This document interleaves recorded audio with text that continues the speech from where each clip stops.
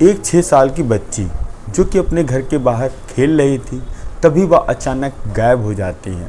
जब उसके माता पिता उसको ढूंढने का प्रयास करते हैं, वह कहीं भी उनको नहीं मिलती है। फिर माता पिता नज़दीकी थाने जाते हैं और पुलिस वालों से गुजारिश करते हैं उनकी बेटी ढूंढने के लिए। अब पुलिस वाले 24 घंटे के भीतर जब उनकी बेटी को ढूंढते हैं तो पाते हैं उनकी 6 साल की मासूम बेटी जो कि मृत अवस्था में मिली है, और उसके साथ ऐसा लग रहा है बहुत बड़ी घटना को अंजाम दिया गया था। और जब पुलिस वालों ने उस घटनाक्रम का खुलासा किया तो एक ऐसा सच निकल कर सामने आया जो वाकई में हैरान और परेशान कर देने वाला था। आपके मन में भी बहुत सारे सवाल होंगे कि आखिर 6 साल की बच्ची के साथ ऐसी कौन सी घटना हुई जिसके बाद उसकी जान चली गई।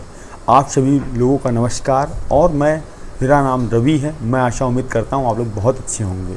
यह सच्ची घटना चालू होती है मध्य प्रदेश का एक ज़िला है जिसका नाम है बुरहानपुर, और उसी के अंतर्गत एक थाना आता है जिसका नाम है शिकारपुरा। वहीं पर एक परिवार रहा करता था। परिवार में माता पिता और उनकी एक 6 साल की बच्ची जो कि घर पे रहती माता पिता के साथ, क्योंकि अभी वह छोटी थी और स्कूल नहीं जाती थी। तभी एक तारीख आती है 24 जून 2024 शाम के करीब 5 बजे, जो कि वह बच्ची अपने घर के बाहर खेल रही थी। तभी वह अचानक गायब हो जाती है। जो उसके माता पिता करीब शाम के 7 बज चुके थे और देखते हैं उनकी बेटी अभी घर नहीं आई है, जो कि पास में बाहर खेल रही थी। तभी वह आसपास के बच्चों से पूछते हैं, क्या तुमने मेरी बेटी को देखा है? तो सभी कहते हैं कि अभी वह खेल रही थी, और कहने लगी मुझे घर जाना है, और घर बताकर वह चली गई। अब माता पिता बहुत हैरान और परेशान। तभी वह आसपास के जो घर थे वहाँ जाके देखते हैं और सभी लोगों से पूछताछ करते हैं, तो उनको पता लगता है उनकी बेटी यहाँ नहीं आई है। अब सारे गांव वाले भी एकजुट हो गए। तभी जो वहाँ का पास का थाना था वहाँ पर माता पिता जाते हैं, अपनी जो 6 साल की मासूम बच्ची की तहरीर देते हैं और पुलिस वालों से हाथ जोड़कर रिक्वेस्ट करते हैं कि हमारी बच्ची को ढूंढने में प्रयास करिए, क्योंकि वह नासमझ है, कहाँ जा सकती हैं। अब पुलिस वाले अपनी टीम गठित करते हैं और उस पिता की तहरीर पर मुकदमा दर्ज करते हैं, और पुलिस के साथ साथ वहाँ के जो डॉग स्पॉट थी उसको भी लाया जाता है घटनास्थल पर, और जो वहाँ की सर्विलांस टीम थी उसको भी लगाया जाता है, और जो वहाँ के सीसीटीवी फुटेज थे आसपास के घरों के उनको भी चेक किए जाते हैं।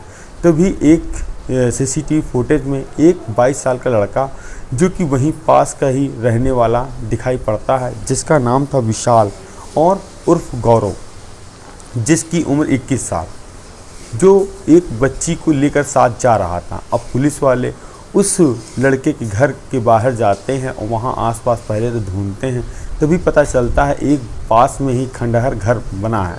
वहाँ पर पुलिस वाले जो उनके खोजी कुत्ते थे वह जाते हैं, उसी खंडहर घर की तरफ देखते हैं। जैसे ही पुलिस वालों की नज़र पड़ती है कि एक बोरी जिसमें ऐसा कुछ लग रहा है कि कोई सामान रखा है। अब पुलिस वाले उस बोरी को खोलते हैं या हटाते हैं तो पता लगता है एक 6 साल की बच्ची का शव उसके अंदर पड़ा है। अब जो उनके घर वाले थे वह भी पीछे खड़े थे। पुलिस वाले कहते हैं कि यह ज़रा देखिए और बताइए यह लड़की क्या आपकी है?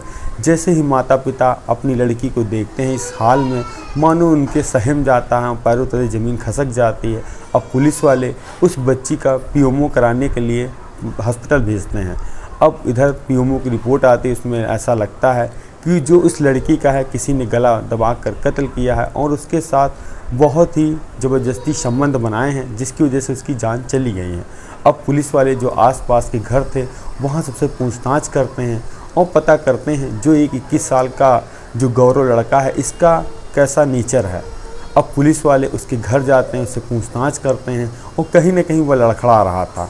अब पुलिस वाले उससे पूछते हैं कि तुमने इस बच्ची का कत्ल क्यों किया? वह नहीं जवाब देता है।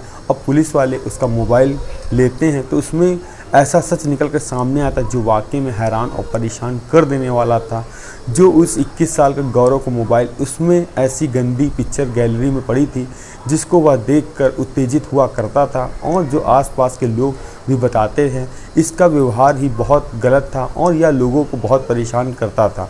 अब पुलिस वाले उसके गूगल पे जाते हैं तो उसमें गूगल पे सर्च कीवर्ड ऐसे थे कि एक लाश को ठिकाने कैसे लगाया जाए और इस तरह से कत्ल किया जाए कि कोई पकड़ा ना जाए।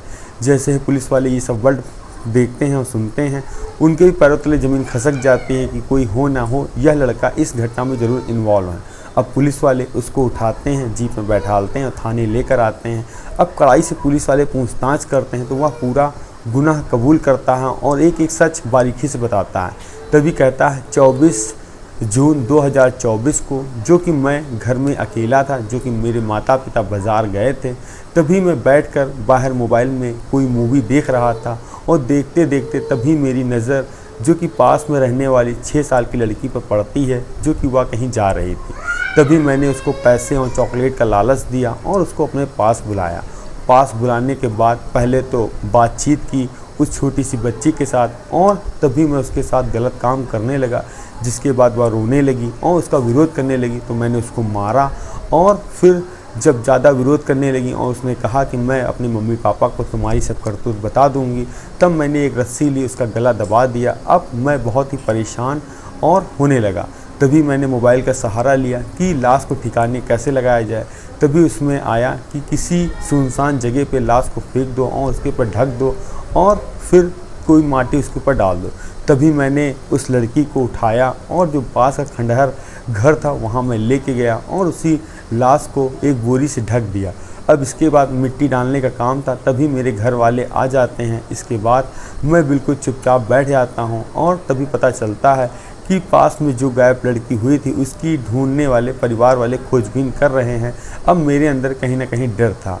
तभी पुलिस वालों ने उस लड़के को गिरफ़्तार किया। गिरफ़्तार करने के बाद तमाम गंभीर धाराओं में केस दर्ज किया और उस लड़के को जेल भेज दिया।